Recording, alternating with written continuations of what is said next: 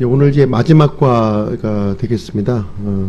50과 죽음으로부터 부활하신 예수님, 이 내용을 함께 살펴보도록 하겠습니다. 본문 말씀은 이제 진행하면서 이제 읽도록 하고요.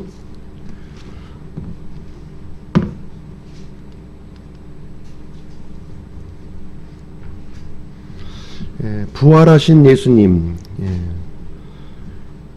예수님은 이제 사탄과 죄와 이제 사망을 이제 이기셨습니다. 이 소식은 우리 인류에게 주어지는 가장 기쁜 소식이 이제 되겠습니다. 다시 살아나셨고요. 죄값을 완전히 이제 치르셨다, 이렇게 말씀하고 있습니다. 오늘날 우리가 살고 있는 시대를 보시면 자기 이익만을 이제 추구하는 시대에 우리는 이제 살고 있습니다. 인류의 역사가 이렇게 계속 반복되고 있지만 변함없이 자기의 이익을 위해서 이렇게 살아가고 있습니다. 육신의 욕망을 이제 채우면서 이제 살아가고 있는데요. 쾌락과 지위와 자기만족, 물질적인 풍요라고 하는 그런 목적을 위해서 우리는 이제 살아가고 있습니다.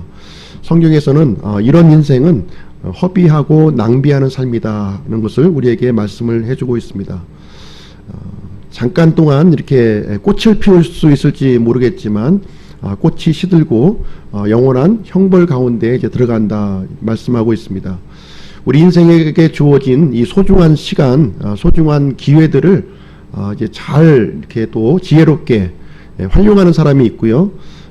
이 기회를 또 이렇게 낭비하는 그런 사람이 이제 있다고 하는 사실입니다. 그래서 지혜롭게 우리에게 주어진 시간과 이런 여러 가지 환경들을 사용해야 될 것을 우리에게 이제 가르쳐 주고 있습니다. 하나님께서는 예수 그리스도 안에 이런 영원한 생명을 마련해 주셨어요. 이거는 이제 창조 이전에 하나님께서 계획하신 일인데요. 예수 그리스도 안에 영원한 생명을 이제 마련해 주셨습니다. 그래서 누구든지 예수 그리스도 안에 들어오기를 선택하는 사람들은 영원한 생명을 소유할 수 있다, 이렇게 말씀을 해주고 있습니다. 예수 그리스도 밖에는 영원한 생명이 아니라 영원한 이제 멸망이 예비되어 있습니다. 우리는 영원한 생명을 소유하는 것으로 또 만족해서는 안 되겠죠. 오늘 이제 조금 전에 기도해 주셨지만 영원한 생명을 얻은 것 자체, 그것은 출발점에 불과해요. 그래서 하나님께서 우리에게 원하시는 것은 무엇이냐? 영원한 생명을 우리가 가질 뿐만 아니라 그 영원한 생명을 더 풍요롭게 또 이렇게 누리기를 우리에게 원하시고 있는 것입니다. 이 영원한 생명은 저절로 이렇게 우리에게 주어진 것이 아니라 예수님의 피값으로, 보배로운 피값으로 주어졌다고 말씀하고 있습니다. 육신의 생명, 육신과 세상 속에 갇혀서 영원한 멸망 가운데 갈 수밖에 없었던 우리 인생들을 이제 구출을 해 주신 것입니다. 그래서 구원받은 우리들은 예수 그리스도의 신부요, 교회의 지체다, 이렇게 우리에게 말씀을 해주고 있습니다. 우리에게 이 피값으로 놀라운 그 신분을 우리에게 허락을 해 주셨습니다. 그래서 그리스도 안에서 이 영원한 행복을 누리기를 하나님께서는 원하고 계시는 것입니다. 예수님은 십자가에서 이렇게 죽으시고 이렇게 부활하셨을 뿐만 아니라 하늘에 이제 승천을 이제 하셨습니다. 지금 하나님 보좌 우편에 우리의 대제사장으로서 지금 이제 계시는데요. 다시 오신다고 이렇게 말씀을 해주시고 계십니다.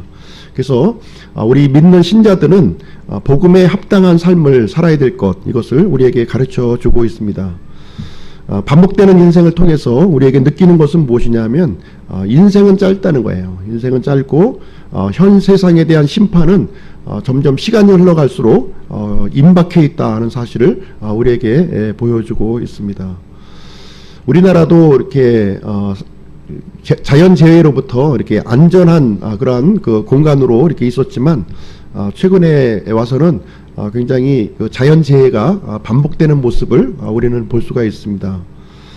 그런 자연재해를 통해서 이 세상이 영원하지 않다는 것과 하나님의 심판이 임박했다고 하는 그런 영적인 시각을 우리는 열 필요가 있습니다. 주 예수님은 죽음에서 다시 살아나셨고요. 다시 이제 속히 오실 것이다. 이렇게 우리에게 말씀해 주고 있습니다. 이를 위해서 하나님께서는 성경 기록을 우리에게 마련해 주셨습니다. 이 성경 기록은 이 가공의 이런 그 허구의 이야기를 기록한 것이 아니라 이 성경 기록 안에는 실제 사람들이 이제 등장하고 있고요. 실제 지명들이 등장하고 있습니다. 그리고 우리 역사 가운데 일어났던 실제 사건들을 기록하고 있습니다. 하나님께서는 이 온 우주 만물을 지금 다스리는 분이세요. 그래서 우리가 살아가면서 일어나는 모든 일들이 저절로 우연히 생기는 일은 없다는 것입니다. 하나님의 이런 계획 속에서 지금 정해진 목적지를 향해서 이 세상은 이제 가고 있는 것이고요. 그 가운데서 우리 인생들은 올바른 선택을 해나가기를 간절히 원하고 있는 것입니다. 이 성경 기록은 예수 그리스도의 이야기예요. 다시 말하면 하나님의 이야기입니다.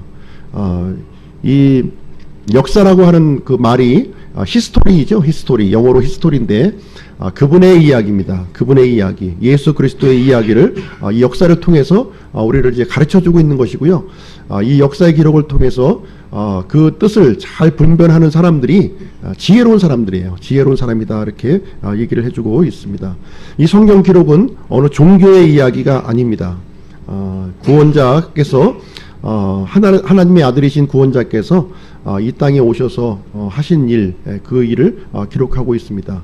그래서 성경 기록을 통해서 예수 그리스도는 어떤 분이신가, 예수 그리스도는 어떤 일을 하셨는가, 또 예수님께서는 어떤 일을 우리가 하기를 원하시는가 하는 것들을 우리에게 가르쳐주고 있습니다.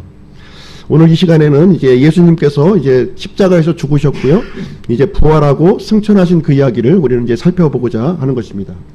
누가복음 24장 1절 말씀 한번 보시겠습니다. 누가복음 24장 1절.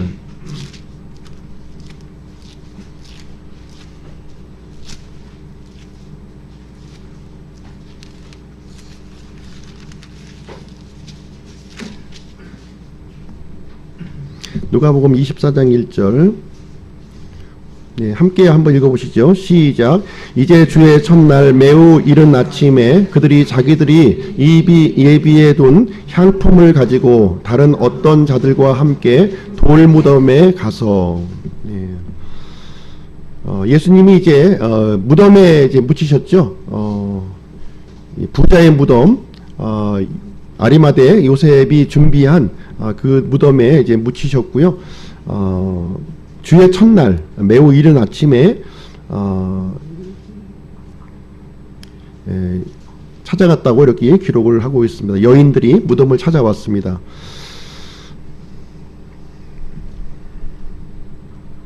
사실 이제 예수님은 안식일 전에 이제 이렇게 돌아가셨기 때문에 유대인들은 이 시신에 향품을 이렇게 바르는 관습이 있었어요. 그런데 실제 향품을 바를 수 있는 그런 시간적인 여유가 없이 이제 무덤에 이제 들어가셨습니다. 그래서 안식일이 지난 첫 번째 아주 이른 아침에 무덤을 찾아가서 이제 향품을 이제 바르기 위해서 여인들이 이제 찾아갔던 장면을 여기에 알려주고 있는 것입니다. 24장 2절 말씀도 한번 보겠습니다. 2절 시작. 돌이 돌 무덤에서부터 굴려진 것을 발견하고, 거기 찾아갔는데 이제 특이한 일이 발생된 거죠. 이스라엘의 이 돌 무덤은 우리가 생각하는 이 봉분하고는 좀 틀린 거예요. 이스라엘은 어떤 형식의 무덤을 사용하고 있냐면 석회암지대에 지금 이제 있기 때문에 산의 허리 부분에 굴을 파서 그걸 무덤으로 이렇게 사용을 했습니다.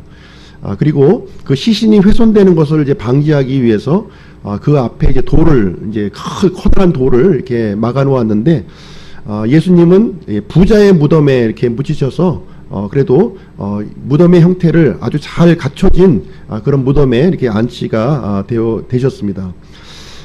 그 아침에 일어난 그 구체적인 내용이요, 마태복음 28장에 보시면 더 자세한 정보를 우리에게 주고 있습니다.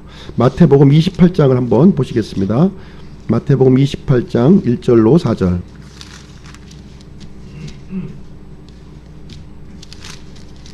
예, 같이 한번 읽겠습니다. 49쪽이고요. 예, 시작. 안식일이 끝나고 주의 첫날이 밝아오기 시작할 때에 막달라 마리아와 다른 마리아가 돌 무덤을 보러 갔는데 보라, 큰 지진이 났더라. 이는 주의 천사가 하늘로부터 내려와서는 가서 그 입구에서 돌을 뒤로 굴려내고 그 위에 앉았기 때문이더라. 그의 용모는 번개와 같고 그의 옷은 눈과 같이 희건을 지키던 자들이 그를 두려워하여 떨며 죽은 사람같이 되었더라. 예수님께서 이 부활하신 이 현장에 대해서 좀 이제 자세한 정보를 우리에게 구체적으로 이렇게 알려주고 있습니다.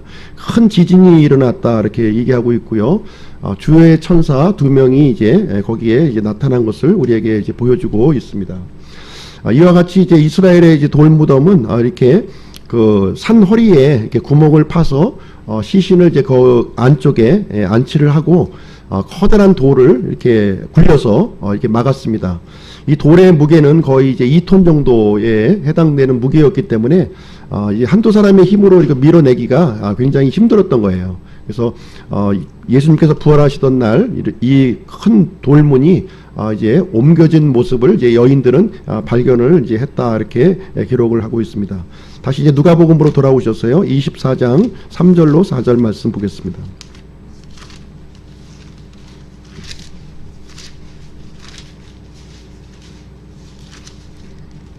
(3절로 4절) 네, 시작.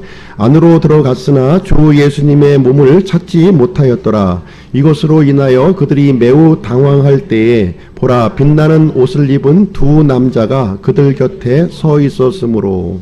예, 그 안에 들어가 보니까 예수님의 이 몸, 이 시신이 이제 없어진 것을 이제 발견한 거죠. 굉장히 당황을 이제 했다고 이제 기록을 하고 있고요. 빛나는 옷을 입은 이제 두 남자가 이 여인들을 이제 맞이하는 장면 여기서 이제 보여주고 있습니다. 24장 5절로 7절 말씀도 한번 읽어보겠습니다. 계속해서 시작.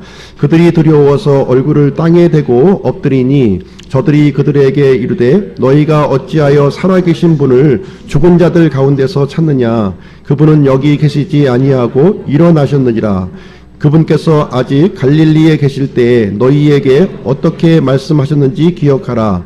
이르시기를 사람의 아들이 반드시 죄인들의 손에 넘어가 십자가에 못 박히고 셋째 날 다시 일어나야 하리라 하셨느니라 하매. 예. 이 여인들에게 이제 예수님께서 십자가에 죽으시기 전에 하셨던 그 말씀을 이제 다시 상기시켜주는 장면을 이제 우리는 이제 보여주고 있습니다.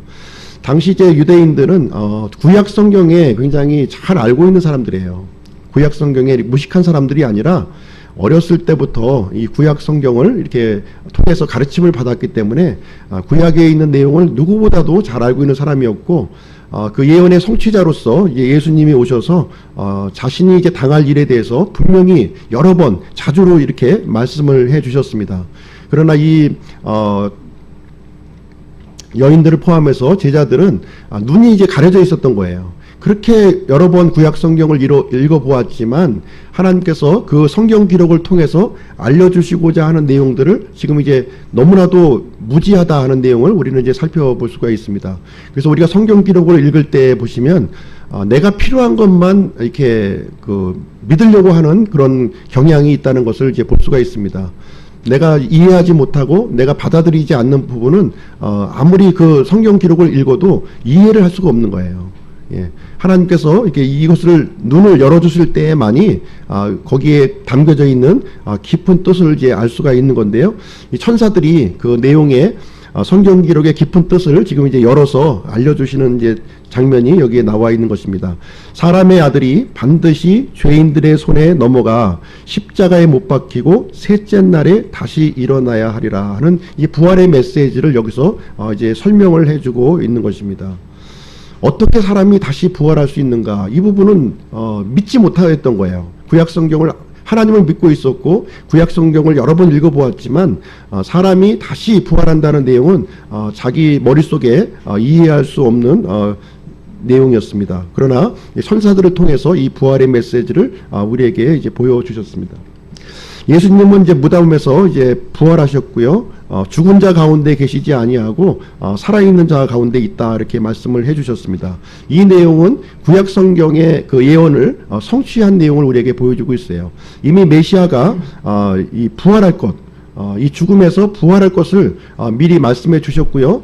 지금 그 구약의 그 내용이 성취하고 있는 현장을 지금 최초로 여인들이 지금 목격을 하고 있다 이렇게 보시면 되겠습니다.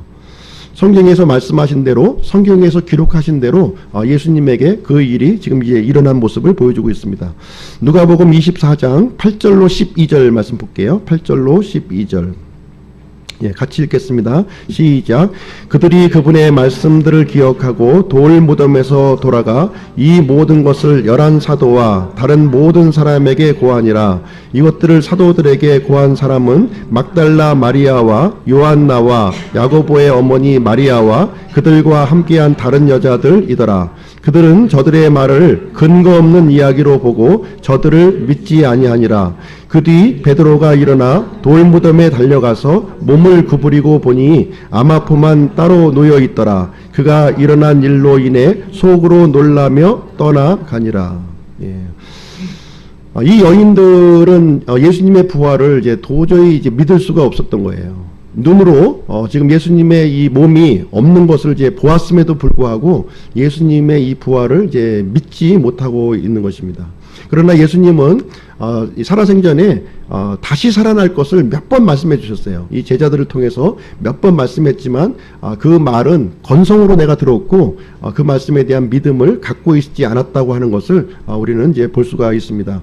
뿐만 아니라 이 여인들의 증언에 의해서도 역시 이 증언을 들었음에도 불구하고 그 사실을 이제 받아들이지 않는 이 제자들의 모습을 이제 보여주고 있습니다. 불가능하다는 거예요. 이 불가능한 것을 내가 어찌 믿겠느냐 이런 반응을 이제 보였습니다. 이 부활의 첫날 아침에 이 무덤을 찾아갔던 여인들의 이름이 이제 자세하게 여기에 알려져 있습니다. 몇 명이 이제 찾아갔는지 한 명의 여인, 뭐 두 명의 여인, 뭐 세 명의 여인 이렇게 설들이 이제 구구한데요. 구체적으로 여기 10절 말씀에 보시면 몇 명의 여인들이 여기 들어가 있는지 보여주고 있습니다. 첫 번째가 막달라 마리아, 그 다음에 요한나, 야고보의 어머니 마리아, 그들과 함께한 다른 여자들. 그래서 굉장히 많은 여인들이 예수님의 몸의 부활을 향품을 바르기 위해서 이 무덤에 이렇게 방문했구나 하는 사실을 알 수가 있습니다.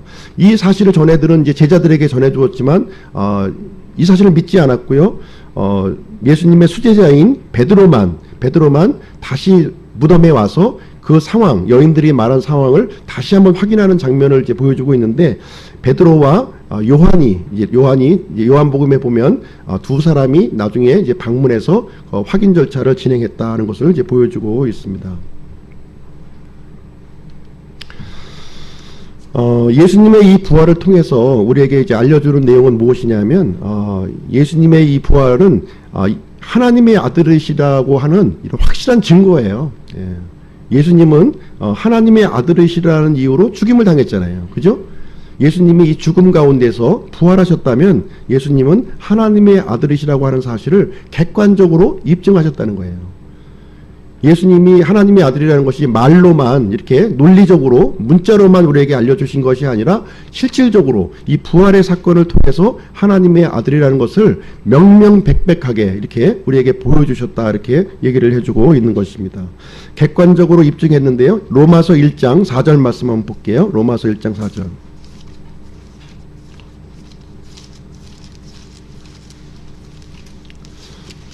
로마서 1장 4절. 같이 읽겠습니다. 시작. 거룩함의 영으로는 죽은 자들로부터 부활하심으로써 하나님의 아들로 권능 있게 밝히 드러나셨느니라. 예, 부활하시기 전에 예수님은 하나님의 아들이셨나요? 하나님의 아들이셨죠. 근데 부활하심으로써 또 하나님의 아들이심이 되셨습니다. 예. 이건 무슨 얘기인가요? 부활하시기 전에도 예수님은 하나님의 아들이셨고, 분명히 하나님의 아들이셨고요. 이 부활을 통해서 하나님의 아들이시라고 하는 사실이 명백하게 객관적으로 입증이 됐다는 거예요. 새롭게 하나님의 아들이 되셨다는 것이 아니라 원래 하나님 아들이셨는데 이 부활을 이렇게 죽은 자 가운데서 살아나심으로 말미암아 하나님의 아들이시라고 하는 사실이 객관적으로 입증되었다. 이 얘기를 우리에게 해주고 있는 것입니다. 역시 우리의 믿음의 고백도 이 부활이 이제 들어가야 되는 거예요. 예수님의 이 십자가의 죽음만 우리가 고백해서는 안 된다는 거예요. 예수님의 십자가의 죽음뿐만 아니라 부활까지 우리가 같이 우리 믿음의 고백에 들어가야 된다는 것을 보여주고 있는데요. 로마서 10장 9절 말씀 보겠습니다. 로마서 10장 9절.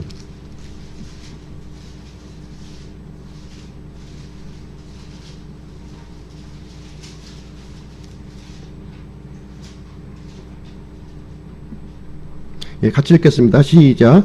내가 만일 내 입으로 주 예수님을 시인하고 하나님께서 그분을 죽은 자들로부터 살리신 것을 내 마음속으로 믿으면 구원을 받으리니. 예, 하나님께서 그분을 죽은 자들로부터 다시 살리신 것, 그것을 믿어야 된다는 거예요. 이 믿음의 이 고백에 있어서 핵심적인 것이 바로 십자가의 죽음과 그리고 이 부활, 요 두 가지 내용이 우리가 이제 들어가야 한다고 하는 사실을 보여주고 있습니다. 자, 예수님은 부활을 통해서 이제 죄값을 완전히 치르셨다, 완전히 지불하셨다고 하는 것을 우리에게 보여주고 있습니다. 십자가의 증거를 통해서 우리는 이제 예수님이 이제 죽으시기 전에 다 이루셨다, 이런 그 선언을 이렇게 해 주셨고요. 이 선언에 대한 것을 이제 반증하기 위해서 이 성전의 휘장이 이제 위에서부터 이제 아래로 이제 찢어졌습니다. 그래서 예수님의 이 피를 통해서만이 이제 지성소 안에 있는 하나님의 은혜의 왕자로 들어갈 수 있는 유일한 근거가 우리에게 마련되어졌다는 것을 얘기해주고 있습니다. 부활의 증거가 바로 이제 빈 무덤이죠. 빈 무덤. 모든 종교의 창시자는 이제 다 무덤에 묻혀 있지만 오직 예수 그리스도는 지금 무덤에 계시지 않아요. 살아계시기 때문에 그렇습니다. 그래서 예수님은 죄의 대가를 완전히 치르셨고요. 만약에 완전히 치르지 않았다면 여전히 무덤 가운데 머물러 있어야만 될 것입니다. 예수님께서 부활하신 것이 사실이라면 우리는 그분은 하나님의 아들이신 거고 우리의 죄값은 그분이 말씀하신 대로 다 치루어졌다는 것을 우리는 이 명백한 증거를 통해서, 우리는 부활의 증거를 통해서 우리는 이제 신뢰를 할 수가 있는 것입니다. 누가복음으로 다시 돌아오셨어요. 24장 13절로 24절 말씀 보겠습니다. 누가복음 24장 13절로 24절.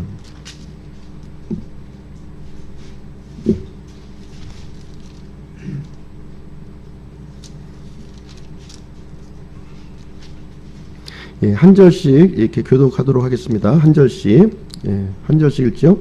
보라, 바로 그날에 그들 중에 두 사람이 예루살렘에서 60 스타디온쯤 떨어진 엠마오라 하는 마을로 가면서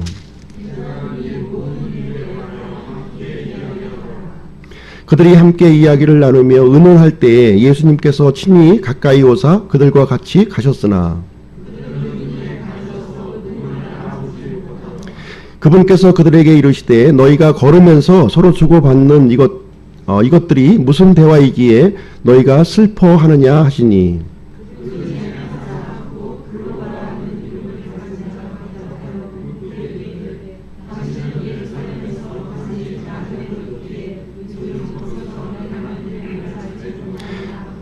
그분께서 그들에게 이르시되 무슨 일들이냐 하시매 그들이 그분께 이르되 나사렛 예수님에 관한 일들이니라. 그분은 하나님과 온 백성 앞에서 행동과 말에서 능력 있는 대언자였는데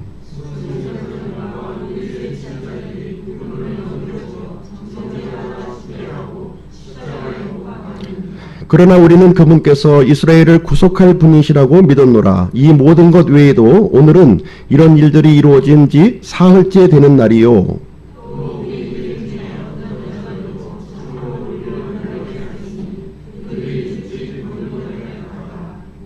그분의 몸은 보지 못하고 와서 말하기를 자기들도 그분께서 살아계시다고 말한 천사들의 환상을 보았다고 하였으며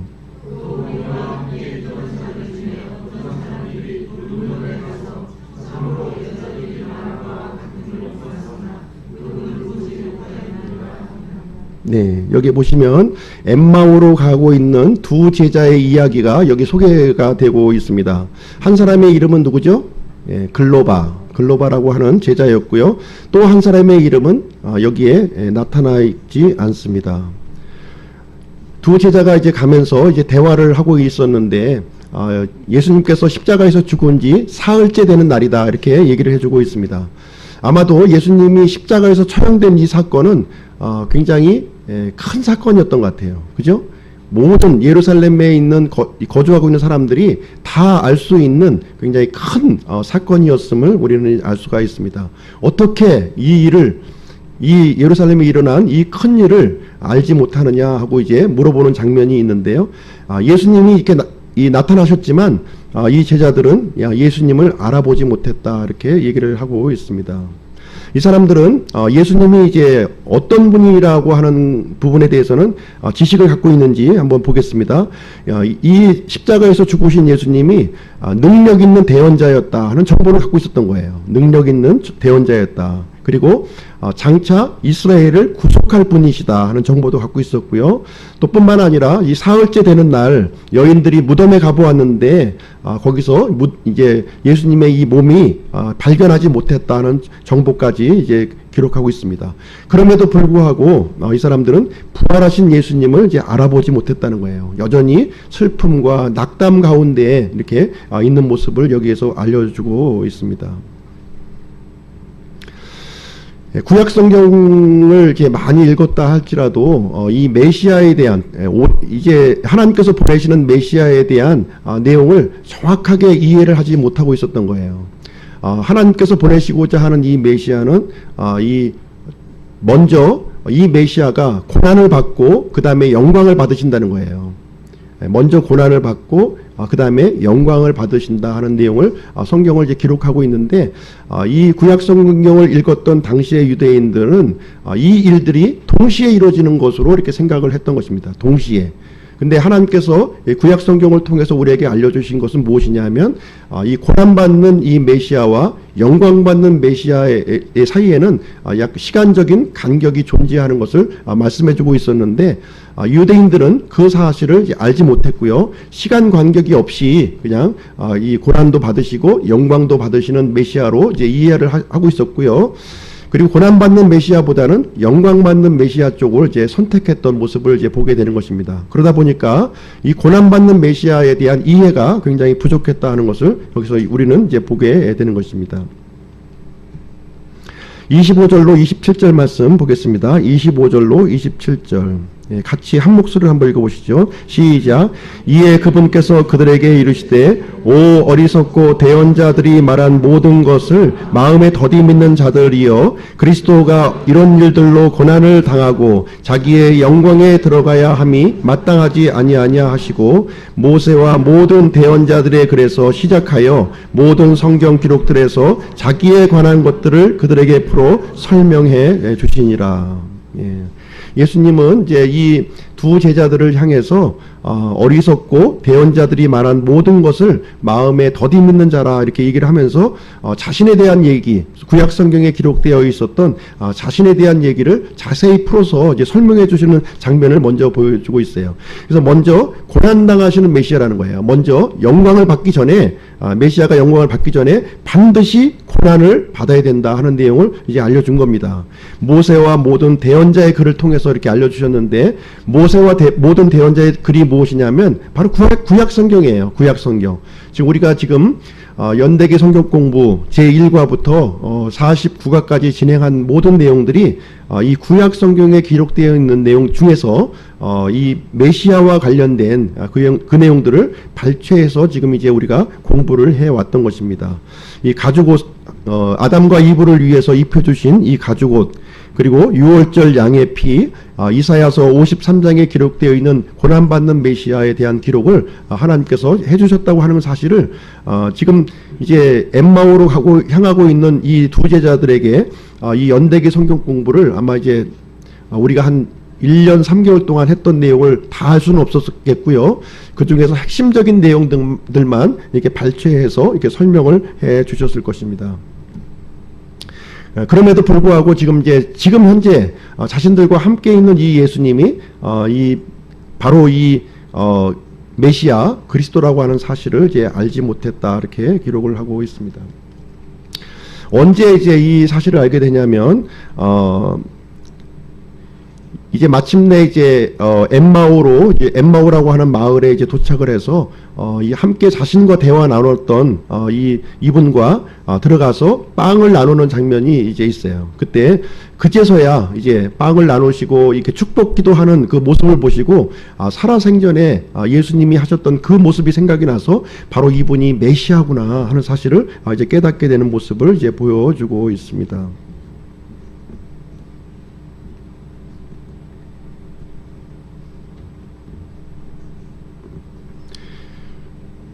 32절 말씀을 읽어볼게요. 32절 시작. 그들이 서로 이르되 그분께서 길에서 우리와 말씀하시고 우리에게 성경 기록들을 열어주실 때 우리 속에서 마음이 뜨겁지 아니하더냐. 그래서 예수님께서 구약 성경에 기록되어 있는 자신에 관한 것들을 이렇게 하나하나 이렇게 설명해 주실 때 그때 이 말씀이 바로 이분 메시아에 대한 이 말씀을 하나님께서 기록해 주셨고 바로 이분이 메시아였구나 하는 사실을 그제서야 제자들이 발견하고 놀라는 장면을 우리에게 알려주고 있는 것입니다. 그리고 이 부활하신 예수님은 제자들에게 여러 번 나타나셨다고 이렇게 기록을 하고 있습니다. 제자들이 모여있는 모임 중에 예수님이 부활하신 모습, 자신의 모습을 친히 이렇게 보여주셨어요.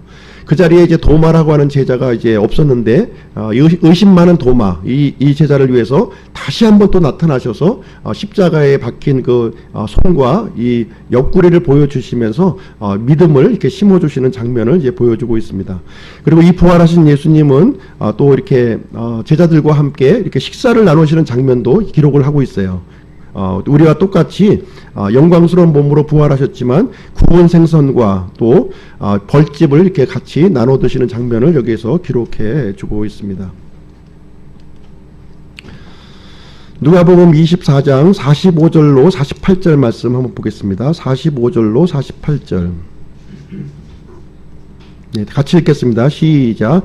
그때 그들의 지각을 여사 그들이 성경 기록들을 깨닫게 하시며 또 그들에게 이르시되 이같이 기록되었은즉 이같이 그리스도가 고난을 받고 셋째 날 죽은 자들로부터 일어나는 것이 마땅하며 또 회개와 죄들의 사면이 그의 이름으로 예루살렘에서 시작하여 모든 민족들 가운데 선포되어야 하리니. 예수님께서는 부활하신 예수님은 제자들에게 마지막 부탁의 말씀을 이렇게 하는 장면이 여기에 기록이 되어 있습니다. 우리의 지각을 통해서 성경 기록을 깨달아야 된다는 거예요. 우리의 지각을 통해서 하나님께서는 성경 기록을 깨달을 수 있는 지각을 우리 각자의 사람들에게 넣어 주셨어요. 그래서 그 지각을 사용해서 성경 기록을 통해서 예수 그리스도를 발견할 것을 우리에게 말씀해 주고 있습니다. 예수님은 구원자로서 이 땅에 오셔서 이 십자가 위에서 이제 모든 그 희생 헌물의 그 일을 진행을 해 주셨습니다. 그래서 사람들이 받아야 될 모든 죄의 형벌을 대신해서 받아 주셨고 우리의 구원자, 부활하심으로 말미암아 우리의 구원자가 되어 주셨다, 이렇게 얘기를 하고 있습니다. 그래서 하나님께서는 이 모든 일을 창세 이전에 이렇게 준비하셨고 마침내 그리스도께서 이 땅에 오셔서 그 일을 진행하셨고 객관적인 명백한 증거로서 우리에게 알려주셨습니다. 지금 오늘날 우리가 살고 있는 우리 시대에는 이 명백한 증언을 바탕으로 이 성경 기록을 주셔서 우리에게 믿음을 주시도록 이렇게 해주셨습니다. 그래서 하나님께서는 모든 사람이 이 죄와 사망에서 구출되기를 원하신다는 내용을 우리에게 이 성경을 통한 메시지를 우리에게 주고 있습니다. 그래서 우리가 성경을 공부해야 되는 이유는 무엇이냐면 이러한 지각을 여는 거예요. 우리가 물질적인 것과 육신에 이렇게 갇혀져 있는 우리의 눈을 이렇게 열기 위해서 성경 기록을 우리에게 주셨고 성경 기록을 통해서 하나님께서 알려주시고자 하는 그런 이 은밀한 이 뜻을 우리가 깨닫기를 간절히 원하고 있는 것입니다. 우리가 여전히 물질적인 것과 세상적인 것에 우리가 이제 갇혀 있으면 하나님께서 알려주시고자 하는 것을 알 수가 없는 거예요. 이 영적인 부분에 있어서는 우리가 간절함과 알고자 하는 그런 마음을 가진 자에게 열어주는 것이지 원하지 않는 사람에게 하나님께서는 열어주지 않는다고 하는 사실입니다. 심지어 제자들도 이 3년 반 동안 예수님과 이렇게 함께 있었지만 여전히 이 물질적인 그런 세계에 갇혀 있을 때에는 예수님을 이제 구원자로서 알아보지 못하는 장면을 우리가 보고 있는 것입니다. 이제 마침내 예수님께서 성경 기록을 열어서 자세히 열어주실 때 그때서야 바로 이분이 하나님께서 보내주신 그 메시아요 그리스도요, 이분을 통해서 죄와 사망에서 벗어날 수 있는 유일한 길이 되시구나 하는 사실을 우리는 이제 믿음을 갖게 되었다 하는 것을 얘기해 주고 있습니다. 그래서 하나님께서는 성경 기록을 통해서 하나님의 메시지를 우리에게 지금까지 우리에게 전해 주시고 있는 것입니다. 그래서 우리는 이 사실을 듣고 믿어야 하며 또 뿐만 아니라 다른 사람에게 나눌 수 있어야 된다 하는 것을 얘기해 주고 있습니다. 47절 말씀 보시면 또 회개와 죄들의 사면이 그의 이름으로 예루살렘에서 시작하여 모든 민족들 가운데 선포되어야 한다 하는 것을 내용을 우리에게 말씀해 주고 있습니다. 자, 간증을 한번 들어보도록 하겠습니다. 간증을 제가 한번 읽어볼게요. 저는 예수님을 한 번도 본 적이 없습니다. 그러나 예수님께서 이 세상에 오신 것과 저의 죄를 위해 죽으시고 사흘 만에 다시 살아나신 것을 믿습니다. 우리는 어떻게 알게 됐나요? 성경 기록을 통해서 이 사실을 이제 우리가 알게 된 것입니다. 제가 어떻게 이것을 믿을 수 있냐고요? 하나님께서 그 사실을 성경에 기록해 주셔서 알게 되었습니다. 하나님 말씀대로 저는 어쩔 수 없는 죄인이었습니다. 그러나 저는 지금 예수님을 믿습니다. 예수님께서 저를 위해 죽으셔서 저희 죄값을 다 치르셨음을 믿습니다. 그리고 저는 오직 그 길만이 하나님 앞에서 제가 받아들여질 수 있는 유일한 길이라고 믿습니다. 이렇게 얘기하고 있습니다. 그래서 언젠가는 우리를 창조해 주신 하나님 앞에 우리가 설 날이 있죠. 설 날이 있습니다. 하나님께서 우리 사람들을 받아주셔야 될 유일한 이유는 바로 예수 그리스도의 그 죽으심밖에 없다는 거예요. 나의 어떤 선행이라든가 나의 어떤 이 도덕 이런 것을 가지고는 하나님 앞에 받아들일 것이 아무것도 없다는 거예요. 최근에 어떤 이제 뉴스를 보니까 어떤 사람이 이제 죽으면서 이제 50억을 이제 교회에 헌금했다 이렇게 기록이 되어 있는데 50억을 줘도 우리의 생명을 구원할 수가 없어요. 오직 우리를 구원받을 수 있는 것은 돈으로 사서 되는 것도 아니고 어떤 명예로 되는 것도 아니고 어떤 사람의 유명한 사람의 기도로 이루어지는 것도 아니고 바로 예수 그리스도 예수님의 이 공로를 통해서 우리는 이제 하나님 앞에 받아들여질 수 있는 유일한 길인 것입니다. 부자와 나사로에 대한 이야기 잘 아시죠? 부자와 나사로. 이 한 사람은 이제 부자로서의 삶을 살았고 한 사람은 거지로서의 삶을 살았어요. 힘든 삶을 사는 거예요. 어떤 사람은 이렇게 호화롭게 참 만족하면서 이 땅의 삶을 살았고 두 사람의 삶은 이렇게 달랐지만 결국은 모두 죽어서 세상을 떠났다 하는 내용을 우리는 이제 누가복음 말씀을 통해서 우리는 이제 배웠습니다. 그러나 나사로는 하나님께 이제 받아들여졌어요. 나사로는 이 궁핍한 삶을 살았지만 이제 하나님께서 하나님을 믿었기 때문에 이제 하나님께 받아들여졌습니다. 반면에 이 부자는 영원한 형벌의 장소로 보내졌다 이렇게 기록을 하고 있습니다. 성경은 결과만 얘기하고 있어요. 과정을 얘기하고 있지 않습니다. 결과만 얘기하고 있습니다. 살아있는 동안에 그 기회의 시간 동안에 무엇을 선택했느냐 하는 것을 하나님께서는 보고 계시는 것입니다. 부자는 이제 지옥에 가서 고통 중에 있으면서 아브라함에게 간청했어요. 아브라함에게. 지옥에 간 부자에게 간절한 소망이 무엇이었을까요? 부자에게 간절한 소망은 무엇이었냐면 바로 이 자신과 함께 살았던 그 형제들이 지금 이 지옥으로 오지 않는 일이었어요. 지금도 이 순간에도 지옥에 있는 사람들의 이 간절한 소망이 뭐냐, 이 지옥에 제발 오지 말아달라 하는 것을 얘기를 해주고 있습니다. 그때 이제 아브라함은 대답하기를 이 세상에는 대언자들이 있다는 거예요. 하나님의 말씀을 전하는 사람들이 있다는 거예요. 죽은 사람이 살아간다 하더라도 그것을 보고 믿지 않는다는 겁니다. 이 세상에 있는 이 대언자들, 하나님의 말씀을 통해 하나님의 말씀을 믿음으로 이렇게 이제 하늘나라에 갈 수 있다 하는 것을 우리에게 얘기해주고 있습니다. 이 땅에 숨을 쉬고 살아가고 있는 사람들에게 이제 주어진 책임이 무엇이냐? 바로 하나님께서 우리에게 남겨주신 이 말씀, 이 기록된 말씀을 믿는 일이라는 거예요. 이 믿는 일이 가장 중요한 내용입니다.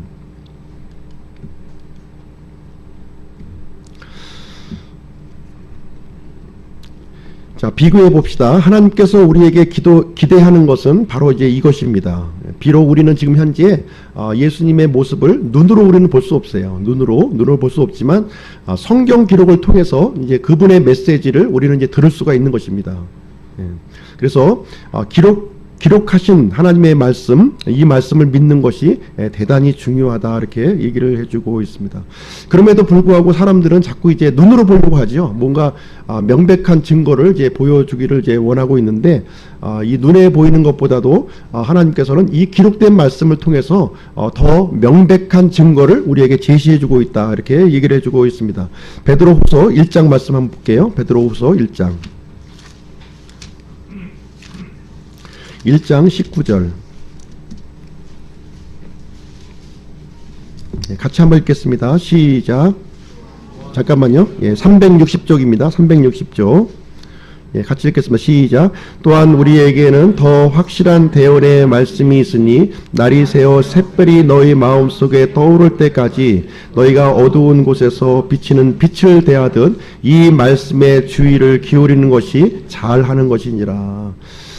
사람들은 자꾸 이제 어떤 체험이라든가 경험을 요구하는 사람들이 있어요. 내가 하나님을 믿기 위해서는 제발 하나님이 좀 나타나시면 내가 믿겠다. 아니면 죽은 사람이 다시 살아나면 믿겠다 하는 이런 사람들이 많이 있습니다. 그러나 그러한 어떤 경험보다도 어떤 체험보다도 하나님께서는 그것보다도 더 확실한 이 말씀을 우리에게 증거로 우리에게 남겨주셨다 이렇게 얘기를 해주고 있습니다.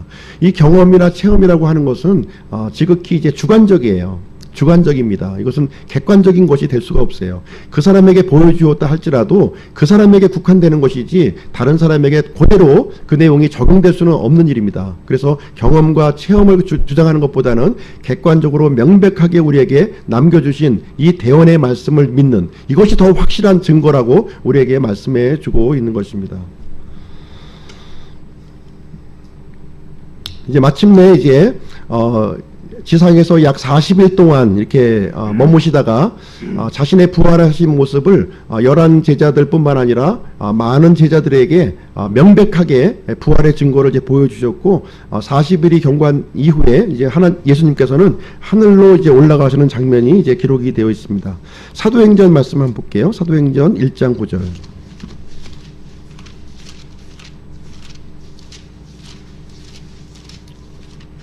사도행전 1장 9절.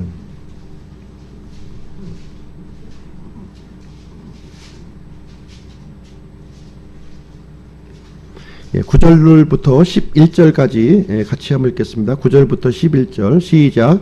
이것들을 말씀하신 뒤에 그분께서 그들이 보는 동안 들려 올라가시니 구름이 그분을 받아들여 그들이 보지 못하게 하더라. 그분께서 올라가실 때에 그들이 똑바로 하늘을 바라보고 있는데 보라, 흰 옷 입은 두 남자가 그들 곁에 서며 또 그들이 이르되 너희 갈릴리 사람들아, 너희가 어찌하여 서서 하늘을 바라보느냐? 너희를 떠나 하늘로 들려 올라가신 이 동일한 예수님께서는 너희가 그분께서 하늘로 들어가심을 본 그대로 오시리라 하니라. 제자들이 보는 앞에서 예수님께서는 하늘로 들려 올라가는 장면이 기록이 되어 있습니다. 오직 예수님만이 이 예수님 스스로의 힘으로 이 하늘로 올라가셨어요. 성경에 들림받은 사람들이 이제 몇 명 있죠. 에녹이라든가 엘리야와 같은 사람들이 있지만 본인 스스로의 능력으로 올라갔던 것이 아니라 들림을 받은 거죠. 들림을 받은 것입니다. 하나님의 능력으로 들림을 받은 것이고 예수님은 스스로의 힘으로 이렇게 하늘로 들어가신 분입니다. 그러면서 예수님께서는 제자들에게 이 복음을 모든 사람에게 전하라고 하는 명령을 이렇게 주시고 하늘에 계신 아버지에게로 돌아가셨다 이렇게 기록을 하고 있습니다. 이것 역시 구약 성경의 예언의 성취를 우리에게 보여주고 있는 거예요. 구약성에 기록된 메시아가 하늘로 이제 들림 받는 그 내용을 사도행전 1장 9절에서 명백하게 성취된 사실을 우리에게 이제 보여주고 있습니다. 그래서 예수님께서 이루어진 모든 일들 하나하나가 우연히 저절로 이루어진 것이 아니라 구약 성경에 이미 기록된 내용을 성취하시는 장면을 우리에게 하나하나 성경 기록을 통해서 명백한 증거로 우리에게 보여주고 계시고 있는 것입니다. 사도행전 1장 10절 11절 한번 같이 아까 읽었죠? 읽으신 내용을 한번 보겠습니다. 그 예수님께서 승천하던 자리에 이제 두 천사가 이제 있었다 이렇게 기록을 하고 있습니다. 그리고 이 예수님 하늘에 올려가신 이 예수님은 다시 이제 땅으로 다시 돌아오신다고 얘기를 해주고 있습니다. 그래서 구약 성경에 있는 예언이 성취가 된 건데요. 먼저 고난받는 메시아가 있으시고 그 다음에 영광받는 메시아로서 이 땅에 다시 오실 것을 이렇게 약속을 해주고 있습니다. 우리는 지금 현재 이제 그 고난받는 메시아와 영광받는 메시아 그 사이에 우리는 살고 있는 것이 되겠습니다. 그래서 하나님께서는 모든 사람이 이제 회개하기를 이제 기다리시고 있다는 거예요.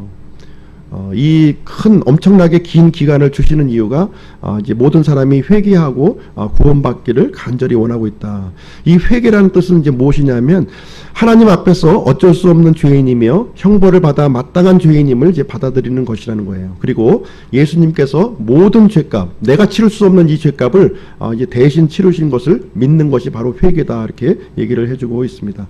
사도행전 17장 말씀 한번 볼게요. 사도행전 17장 조금 뒤로 넘기셨어요. 사도행전 17장 30절 31절 206쪽이요. 같이 읽겠습니다. 시작. 하나님께서 이같이 무지하던 때를 눈감아 주셨으나 이제는 모든 곳에서 모든 사람에게 회개하라고 명령하시나니 이는 그분께서 한 날을 정하사 그날에 자신이 정하신 그 사람을 통하여 세상을 의로 심판하실 터이기 때문이라. 그분께서 그 사람을 죽은 자들로부터 살리심으로써 모든 사람들에게 그 일에 대한 확신을 주셨느니라. 예.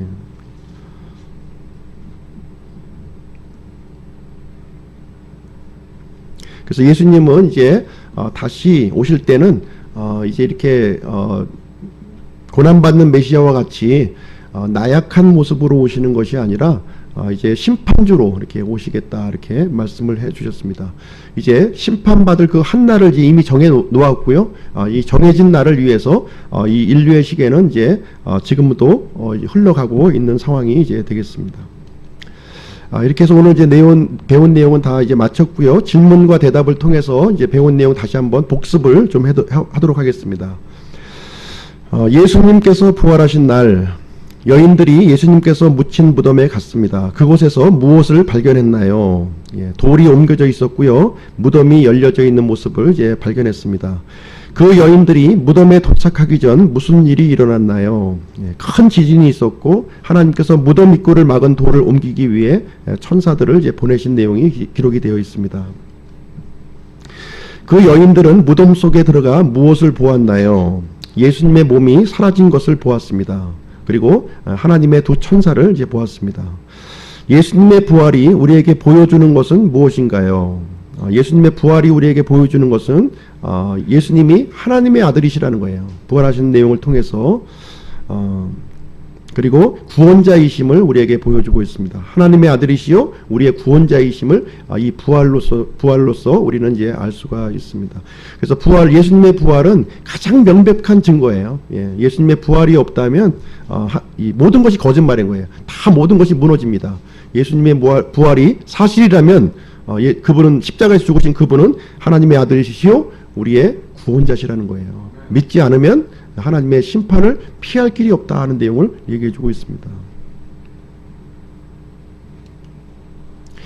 우리가 어떻게 하나님의 용서를 받을 수 있으며 또 예수님께서 그 피로 값을 치르신 영원한 생명의 선물을 받을 수 있나요? 어떻게 하면 예수님의 공로를 내 것으로 이제 받을 수 있느냐 하는 내용을 얘기해 주고 있는 것입니다. 우리 각자가 하나님 앞에서 어쩔 수 없는 죄인임을 인정해야 되는 거예요. 먼저 내가 병들었다고 하는 사실을 인정해야 돼요. 내가 건강하다면 필요가 없는 거죠. 내가 뭔가 병들어 있고 내가 잘못되어 있음을 먼저 인정하는 것이 이제 필요하다고 하는 사실입니다. 그 다음에 오직 예수님만이 우리에게 영원한 생명을 주시기 위해 죄값을 치르고 죽으셨음을 믿어야 한다고 하는 사실입니다. 그리고 뿐만 아니라 죽으셨을 뿐만 아니라 다시 살아나신 것, 부활하신 것을 믿어야 된다는 얘기를 해주고 있습니다. 사도행전 20장 21절 한번 볼게요. 20장 21절.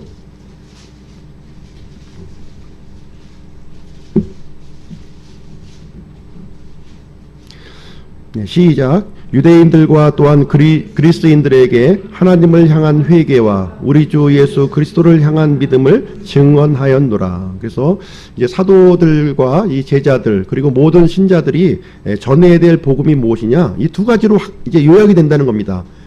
두 가지로 요약이 되는데 하나는 무엇이냐면 하나님을 향한 회개가 있어야 돼요. 그 다음에 주 예수 그리스도를 향한 믿음, 이 두 가지가 이제 있어야 된다고 하는 사실입니다. 요즘에 보면은 예수님만 믿으면 복 받고 예수님만 믿으면 이제 구원 받는다 이렇게 전하고 있는데 이것은 이제 반쪽짜리 복음입니다. 반쪽짜리 복음이에요. 회개가 없는 믿음은 이제 있을 수가 없습니다. 회개와 믿음은 동전의 양면과 같아서 붙어 있는 거예요. 예.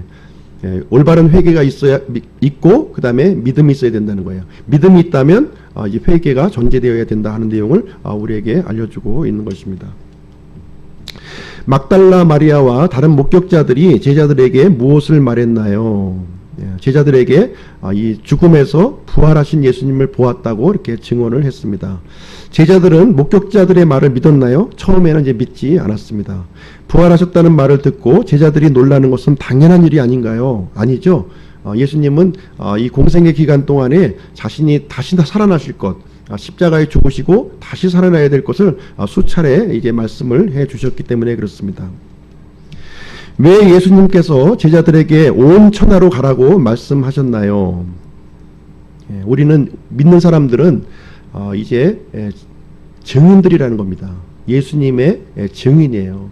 예수님의 죽으심과 부활을 믿고 있는 증인들이기 때문에 아직 이 복음의 소식, 이 기쁨 소식을 전해 듣지 못한 사람들에게 전하라고 하는 것입니다. 그래서 먼저 믿은 우리들은 우리의 증인들은 전해야 될 책임을 우리가 갖고 있다는 것을 우리에게 말해주고 있습니다. 세상에 있는 모든 사람들이 예수님께서 죽으신 것과 묻히시고 부활하신 것을 듣고 믿을 수 있도록 하기 위해서 우리를 온 천하로 이제 가라고 우리에게 말씀을 하신 것입니다. 예수님께서는 앞으로 다시 오시나요? 예, 그렇습니다. 분명히 다시 오신다고 이제 오실 것입니다. 예수님이 오셔야 했던 것처럼, 예수님께서 죽으셔야 했던 것처럼 예수님께서는 분명히 다시 오신다는 그 약속을 신실하게 지킬 것을 우리는 성경 기록을 통해서 알 수가 있는 것입니다. 예수님께서 다시 오시면 그때 무엇을 하십니까? 예수님께서 다시 오실 때에는 예수님을 구원자로 믿기를 거부한 모든 사람들을 심판하신다고 이렇게 기록하고 있습니다. 충분한 기회 시간을 주었음에도 불구하고 충분한 이런 명백한 증거를 알려주었음에도 불구하고 예수님을 믿기로 거부한 모든 사람들을 심판하시겠다고 이렇게 말씀을 해주셨습니다. 사탄과 마귀들과 함께 영원한 형벌의 장소 불호수로 이제 들어가게 될 것입니다. 자, 이제 마무리를 짓도록 하겠습니다. 50과 동안 이렇게 진행해 오시느라고 수고 많으셨고요. 이 연대기 성경 공부는 이 그리스도의 복음을 가장 명확하게 가장 정확하게 설명을 해주고 있는 그런 교재라고 저는 생각을 하고 있습니다. 하나님의 이 구원의 큰 그림을 볼 수 있는 아주 좋게 구성이 되어 있고요. 하나님의 메시지는 명확합니다. 명확하고요. 가룟 유다를 제외하고 예수님의 제자들은 모두 예수님을 믿었습니다. 가룟 유다는 12제자 중에 이제 한 사람이었죠. 12제자 중에 한 사람이었습니다. 가룟 유다가 제자들 가운데에서 맡았던 직분이 무엇이었냐면 회계였어요. 회계를 맡고 돈가방을 이제 맡고 있었는데요. 이 가룟 유다는 예수님으로부터 가장 많은 기회를 이렇게 부여받은 제자예요. 누구보다도 혜택을 많이 받은 부여받은 그런 제자입니다. 그럼에도 불구하고 그 주어진 혜택을 스스로가 이제 거부를 했고 멸망의 길로 갔다 이렇게 기록을 하고 있습니다. 오늘날에도 이렇게 많은 우리 주님으로부터 많은 혜택을 이 섬길 수 있는 혜택, 이런 또 믿을 수 있는 혜택을 주었음에도 불구하고 이 혜택을 거부하고 거절하고 자신의 길로 가는 가룟 유다의 길을 가고 있는 사람들이 많이 있다고 하는 사실을 얘기해주고 있습니다. 그러나 11제자는 그러한 혜택을 자신의 것으로 받아들이고 예수님을 구원자로 받아들이는 결정을 했다고 이제 말씀하고 있습니다. 그래서 예수님을 하나님께서 약속하신 구원자로 이렇게 믿었습니다. 그들은 예수님의 기적을 보았고요, 죽으신 것을 보았고, 다시 살아나신 것을 보았고, 하늘로 올라가신 것을 보았으며, 그 예수님을 자신의 구원자로 이렇게 받아들였다 이렇게 기록하고 있습니다.